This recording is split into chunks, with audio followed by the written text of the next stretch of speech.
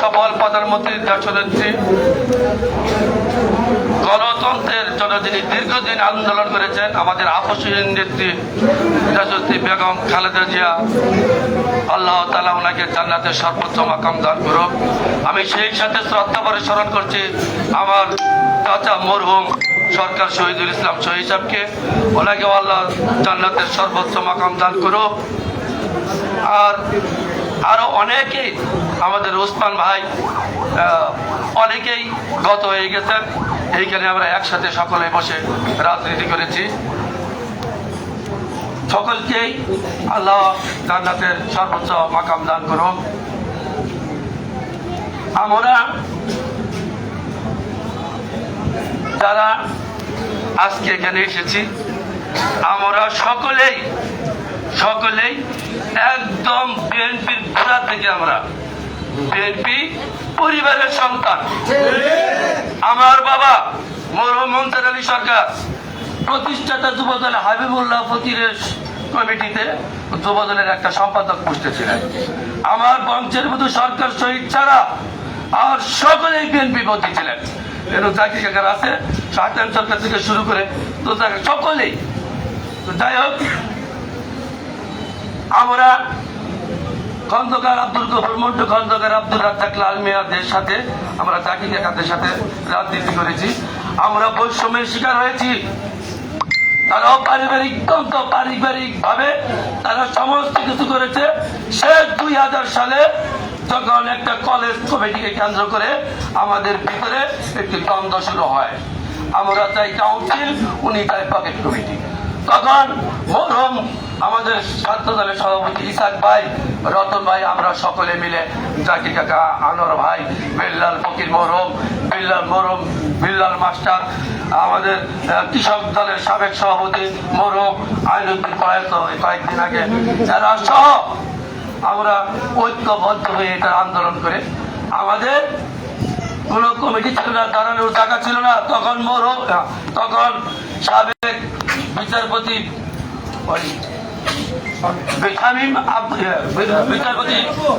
শামীম হুসাইন সাহেব আমাদেরকে কিছু টাকা দিয়ে একটি পার্টি অফিসের ব্যবস্থা করে দেন। আমাদের ছাত্র দল, যুব দল, আমাদের মহল্লার লোকরা আমরা ইতিমের মতো দাঁড়িয়ে থাকতাম।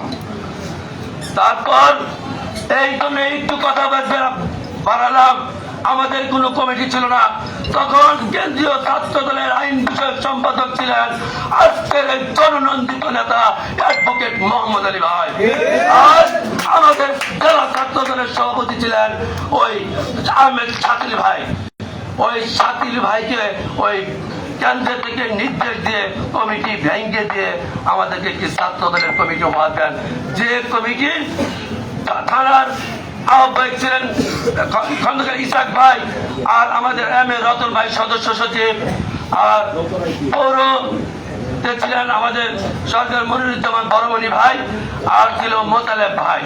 আমরা কিন্তু ওই দিন, আজকে আমরা আপনারা অনেকেই দেখেছেন অ্যাডভোকেট মোহাম্মদ আলী ভাইয়ের জন্য যেভাবে জীবন বাজি রেখে আমরা তাকে জনপ্রিয়তার শীর্ষে নিয়ে গিয়েছি, সেইভাবে 2001 সালেও আমাদের লোক সংখ্যা খুবই কম ছিল।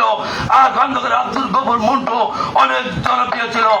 আমরা ওই দিনও এই আলাদ চমন প্রতি সাহেবের জন্য জীবন বাজি রেখে আমরা তার জন্য নির্বাচন করেছি। জাকির সহ আমরা যারা যেগুলো সকলেই জানে।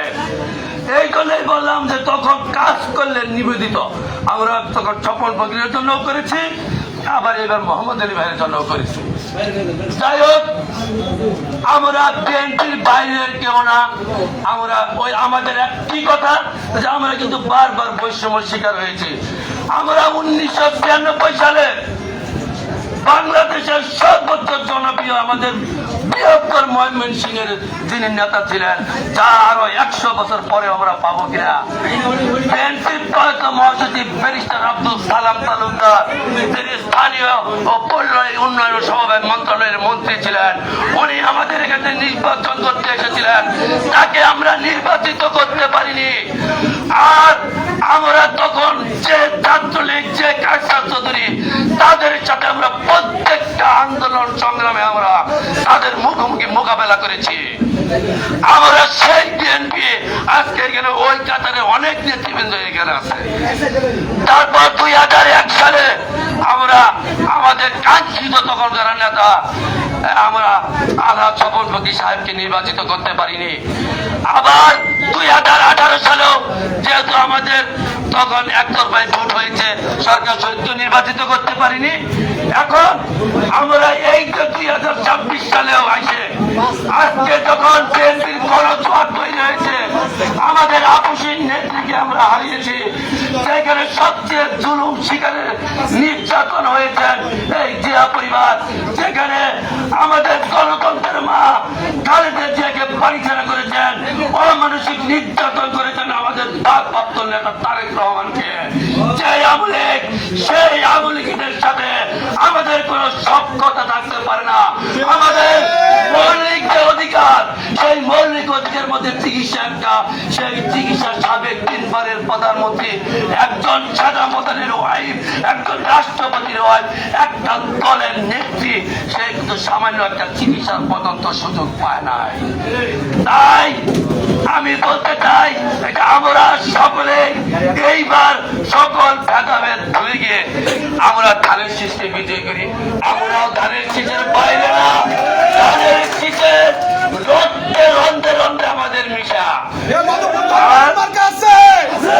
আন্দোলন সংগ্রামের মার্কা আছে, মধুপুর ধানবাড়ি থেকে এমপি হবে মার্কা আছে, স্বপন ভাইয়ের মার্কা আছে, জাকির ভাইয়ের মার্কা আছে, মোহাম্মদ আলীর মার্কা আছে, সেই মার্কা ধানের শীষ, এই রাজপথে, এই আন্দোলনে, এই উন্নয়নে, স্বপন ভাইয়ের, এই মোহাম্মদ আলীর, এই জাকির ভাইয়ের, এই এমপি হবে, এই মন্ত্রী হবে, জানিয়ে দাও।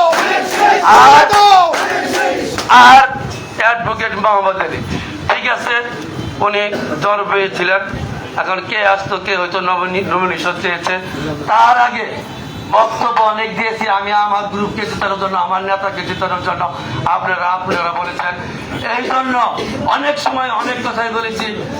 আমার পিতৃতুল্য জাকির কাকা সহ স্বপনাঙ্গেল সহ সকলের কাছে নিঃশর্ত ক্ষমা পাচ্ছি। এই জন্য যদি আপনারা কখনো আমার কোনো বক্তব্যের কারণে মনে কোনো আঘাত পেয়ে থাকেন, আল্লাহ রক্তে সকলে মাফ করে দিবেন। আর মোহাম্মদ আলী সত্যি একটি কষ্টের বিষয় হয়ে দাঁড়িয়েছে এখন। এই লোকটা তার কি বলে, সে তার জীবনে সৎভাবে যে উপার্জন করেছিলেন, সেই উপার্জিত টাকা আর বর্তমানে উনি যে সুযোগ পেয়েছিলেন, এর মাঝখানে সে একদিন কুটে গিয়েছিলেন 62টা আসামিকে একদিনে উনি জামিন করেছেন। তার এত টাকা দিচ্ছে 2 লাখ থেকে 3 লাখ টাকা করে। সেই ইনকামের পথ রুদ্ধ করে আমাদের এই নেতা কর্মীদের কারণে উনি কিন্তু এখানে এসে সময় দিয়েছেন, যে অর্থ ব্যয় করেছেন। আপনারা যখন যেভাবে বলেছেন সেভাবে করেছে। আজকে মোহাম্মদ আলীকে যে শুধু মনি আর আব্দুল দাঁড় করিয়ে রেখেছেন, মনি আব্দুল দাঁড় করিয়ে রাখে নাই। মনি আব্দুল ছিল মাঠের নেতা, আমরা এলাম জনসম্পৃক্ত লোক, আমরা জনগণ বুঝিয়েছি, আমরা ষড়যন্ত্রের সাথে ছিলাম না। টাকা যারা পেয়েছেন 40,000 টাকা খরচ করে 60,000 টাকার ভাতা চেয়েছেন, তারাই তাদের ব্যক্তি স্বার্থকে সিদ্ধ করার জন্য, ব্যক্তি শত্রুতাকে সাধন করার জন্য অ্যাডভোকেট মোহাম্মদকে সামনে ঢাল হিসাবে দাঁড় করিয়ে আবার আপনারাই আস্তে আস্তে ষড়যন্ত্র করেছেন। আমি কারো বিরুদ্ধে যেটা সত্য কথা আমি সেটাই বলছি। তারপর সর্বশেষ আমি এটুকু দোষারোপ করবো, স্বপন আঙ্কেল যেভাবে এই শেষের কয়েকদিন মার্কার দেওয়ার পর বা মার্কার দেওয়ার সময় যেভাবে একটু মোহাম্মদ আলী ভাইয়ের সাথে যোগাযোগ করলো, এইটা যদি তাদের শেষ প্রতীক পাওয়ার পর আমাদের শ্রদ্ধেয় নেতা স্বপন আঙ্কেলের দায়িত্বভারটা একটু বেড়ে গিয়েছিল। যদি ওই মোহাম্মদ আলীর বাড়িতে একবার গিয়ে হাতে ধরতো আমাদের সম্মুখে ছোট ভাই, তাহলে আজকে এতটুকু রেচারেছি জল এত দূর পর্যন্ত করাইতো না। আর এই যে শেষ আমাদের নেতা আমরা যে অনিশ্চিত একটা ভবিষ্যৎ থেকে আমাদের লিস্টের 2 থানায় 18-20 হাজার নেতা কর্মী ছিলেন। আমরা তো মধ্যে থেকে হানাহানি খোলাখুলি জীবন বাজে রেখে প্রত্যেকের অবস্থান থেকে তাকে জেতানোর চেষ্টা করতাম। এই যে একই পরিবারের 2 ভাই, কারো থেকে কেউ কম না, সবই আমরা ধানের শীষে খালদা জিয়াউর রহমানের লোক ছিলাম। সেই অনিশ্চিত ভবিষ্যৎ থেকে চিন্তা করে আমাদের বয়স আছে, মোহাম্মদ আলীর বয়স আছে, তার নেতা কর্মীদের বয়স আছে। এই যে শ্রবণ বগির সাহেব উদার মন নিয়ে তার কাছে গেছেন, আর সেটা সাগরে আমাদের ভারপ্রাপ্ত সাবেক চেয়ারম্যানের নির্দেশকে বিএনপির প্রতি যে আনুগত্য দেখিয়েছেন, উনি যে উদার মন মানসিকতার পরিচয় দিয়েছেন, সংঘাতকে দূরে রেখে আমাদের সকলের আজকে যে এত সুন্দর একটি মিলনের ব্যবস্থা করে দিয়েছেন, এই জন্য অ্যাডভোকেট মোহাম্মদ আলী সবচেয়ে বেশি ধন্যবাদ পাওয়ার। আর তাকে আপনারা উল্টাপাল্টা দয়া করে এই লোকটাকে আপনারা দোষারোপ করবেন না, উল্টাপাল্টা কথা বলবেন না।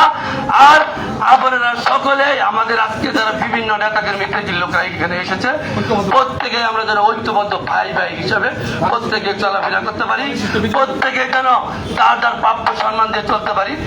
আবার আমি আমার কোনো এর আগে বক্তব্য যদি আপনারা কষ্ট পেয়ে থাকেন, আর আগামীতে আমরা ইনশাল্লাহ আমরা দেখিনি ধানের শীষ, সতর্ক থাকতে হবে আর ধানের শীষকে বিজয় করতে হবে।